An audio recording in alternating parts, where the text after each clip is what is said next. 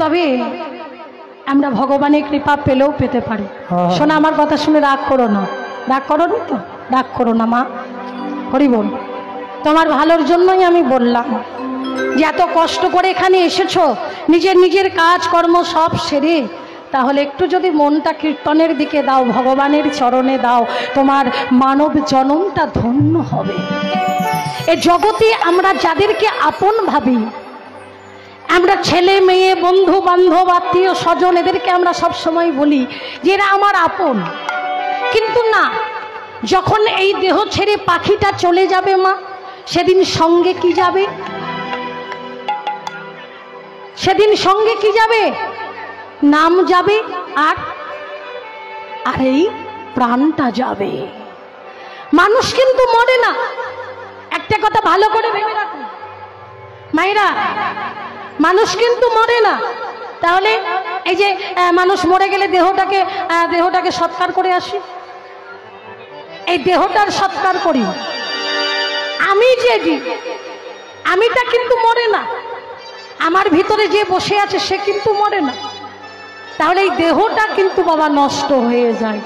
তাই কর্ম আবার যেমন যে করবে, আবার কর্ম অনুসারে আবার এই ধরা ধামে আসবে। নিতাই গৌর প্রেমানন্দে, হরি বল হরি বল হরি বল হরি বল। তাহলে লীলা কত প্রকারের? লীলা হচ্ছে দুই প্রকারের। কি কি?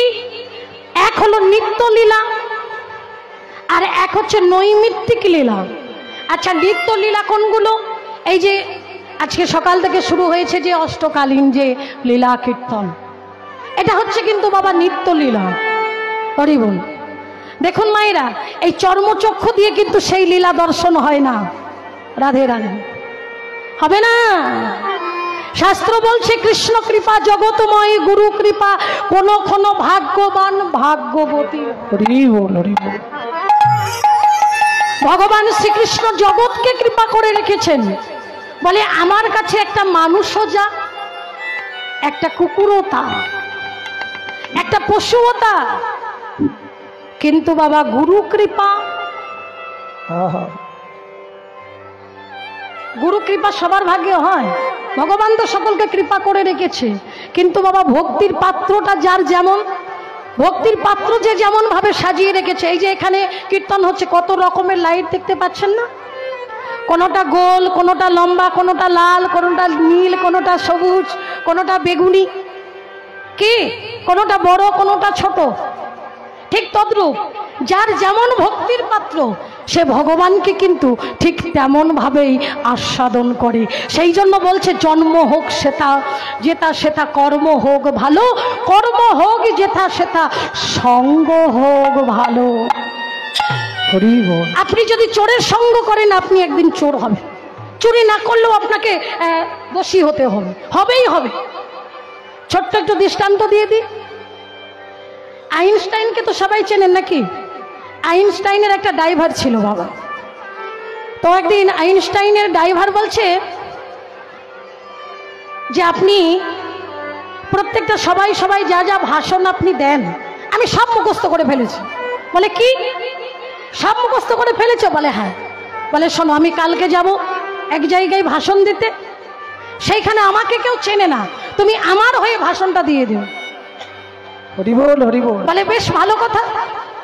ওমা, আজকে সেই আইনস্টাইনের ড্রাইভার আইনস্টাইন সেজে ভাষণ দিয়েছে, সবাই হাততালি পেয়েছে, বাহ খুব সুন্দর খুব সুন্দর। এইবার সবাই মিলে কি করেছে বাবা, সেই ড্রাইভারকে, সে তো জানে না যে এটা আসল আইনস্টাইন নয়, এখন সত্যি সত্যি ভেবে সবাই গাড়ির কাছে পৌঁছে দিতে এসেছে।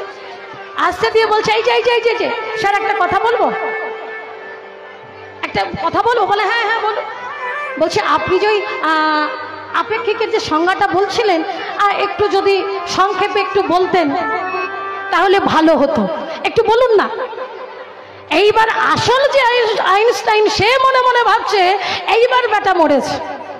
কথাটা ভালো করে বুঝবে মা। বলে এইবার বেটা ফাঁদে পড়েছে, এইবার কি করবে? আরে বল। তখন যে ওই ড্রাইভার যে উত্তরটা দিল, আইনস্টাইন তো অবাক হয়ে গেছে। বলে কি আপনার সাহস তো মন্দ নয়, আপনি আমাকে প্রশ্ন করছেন? যে প্রশ্নের উত্তরটা আমার ড্রাইভার দিতে পারে সেই প্রশ্নটা আপনি আমায় করছেন। তাই গৌর হরি বল। আইনস্টাইন তো অবাক হয়ে গেছে, সর্বনাশ, এটা কিসের ফল? এটা হচ্ছে সঙ্গের ফল, সৎ সঙ্গের ফল। সেই জন্য মহাজন বলছে সৎ সঙ্গে স্বর্গবাস, অসৎ সঙ্গে নরকবাস। অসৎ সঙ্গ করলে মানুষের সর্বনাশ হয়, মানুষের কখনো ভালো হয় না। হরি বল। তাহলে বাবা গুরু কৃপা কোনো কোনো ভাগ্যবান ভাগ্যবতী জীবের হয়। তাহলে এই গুরু কৃপা সবাইকে কিন্তু হয় না। তাহলে বাবা এই যখন ভক্ত কখন স্বরূপে আরূপ দর্শন করে, যখন ভজনের ঘরে বসে, লীলা যখন স্মরণে বসে, যখন স্বরূপে আরূপ দর্শন করে, তখন কিন্তু বাবা ভক্তের সঙ্গে ভগবানের মিলন হয়, আত্মার সঙ্গে পরমাত্মার মিলন হয়ে যায়। নিতাই গৌর প্রেমানন্দে হরি হরি হরি বল হরি বল হরি বল রাধে। তাহলে মা এই অষ্টকালীন লীলা কীর্তনটা হচ্ছে এটা নিত্য লীলা, আর নৈমিত্তিক হচ্ছে কারণার্থর প্রয়োজনার্থ, যেগুলো কারণের জন্য ভগবান করেছিলেন। যেমন গিরি গোবর্ধন ধারণ করেছিলেন ওমা, যেমন ভগবানের জন্ম হয়েছিল, রাধার জন্ম হয়েছিল, ফলক্রয় লীলা হয়েছিল, হ্যাঁ ননিচুরি হয়েছিল, এইগুলো হচ্ছে কারণের জন্য ভগবান করেছিলেন, এইগুলো হচ্ছে ভগবানের নৈমিত্তিক লীলা। তাই ভগবান যখন নেচে নেচে গোষ্ঠে চলে গেল, শ্রীমতী রাধা ঠাকুরানী আমার দেখো অট্টালিকা পরে ধনী আমার বসে আছে, বসে বসে গোবিন্দের